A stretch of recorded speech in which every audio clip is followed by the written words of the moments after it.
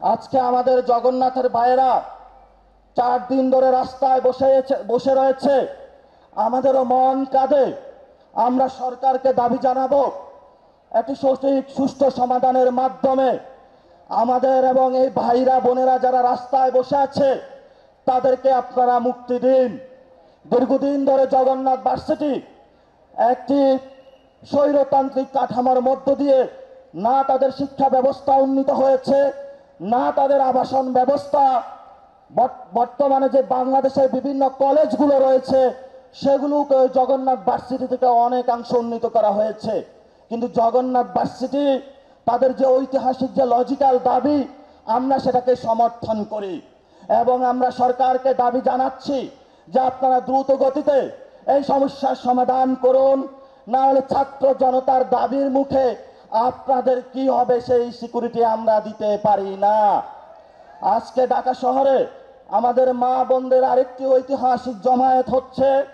আমরা তাদের প্রতি সংহতি প্রকাশ করছি, কারণ আমাদের মা বোনদের যে ঐতিহাসিক দায় এবং দরদ রয়েছে বাংলাদেশের প্রতি তা আমরা অস্বীকার করতে পারবো না। ঐতিহাসিক সেই গণ অভ্যুত্থানের মাসে আমারও একটি সন্তান হয়েছিল। আমি বুঝি একজন নারী কিসের মধ্য দিয়ে যেতে হয়। এই বাংলাদেশ রাষ্ট্রে তাদেরকে যদি আমরা এগিয়ে নিয়ে যেতে না পারি তাহলে ভবিষ্যৎ বাংলাদেশের কোনো আশা আমরা দেখতে পারি না। আমাদের যারা ইসলামিক ভাইরা রয়েছেন গত 53 বছরে ইসলাম বলে ওয়ার অ্যান্ড টেররের কথা বলে তাদের উপরে অমানবিক অত্যাচার চালানো হয়েছে। গত 53 বছরে এই বাংলাদেশে দাড়ি টুপি পরার কারণে, টাকনুর উপরে প্যান্ট পরার কারণে এই ছাত্রলীগ, যুবলীগ, আওয়ামী লীগ এই পল্টন ময়দান থেকে শুরু করে বাংলাদেশের প্রতিটি আনাচে কানাচে কুকুরের মতো বিভিন্ন জায়গায় মানুষকে পিটিয়েছিল।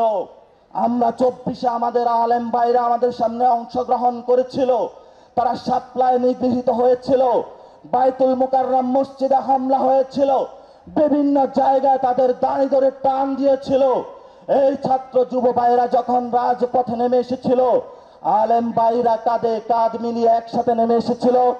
আমরা একটি স্বৈরতান্ত্রিক কাঠামো থেকে মুক্তি পেয়েছি, কিন্তু ভবিষ্যৎ পথযাত্রায় আমাদের সেই মর্যাদাকর একটি বাংলাদেশ প্রতিষ্ঠায় আলেম ভাইদের অবদান ছিল।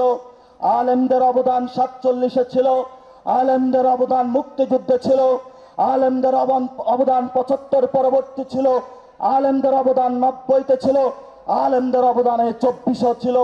আগামীর বাংলাদেশ যতদিন থাকবে ততদিন এই বাংলাদেশের একটি ব্যাকবন হিসাবে আলেম সমাজও কাজ করে যাবে ইনশাআল্লাহ। আমরা আলেম সমাজের সেই স্যাক্রিফাইসকে আমাদের হৃদয় থেকে স্মরণ করছি এবং আপনাদের হৃদয় থেকে আপনাদের এই কোরবানি আমরা ইতিহাসে এই যুবশক্তি আপনাদের আজীবন স্মরণ করে যাবে ইনশাআল্লাহ।